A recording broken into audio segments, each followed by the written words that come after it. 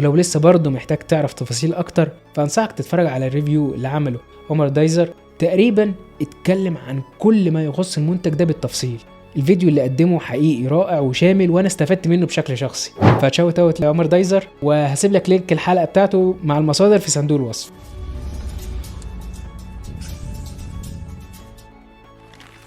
رقم 2 معانا هو AI Pen، الجهاز الصغير ده اللي المفروض بيقدم لك افضل بديل للموبايل بتاعك، وده بفضل ال AI اللي جواه، مع كمان مايك وكاميرا بتقدر فعليا تشوف اي حاجه انت بتشوفها وتدي لك كل المعلومات عنها.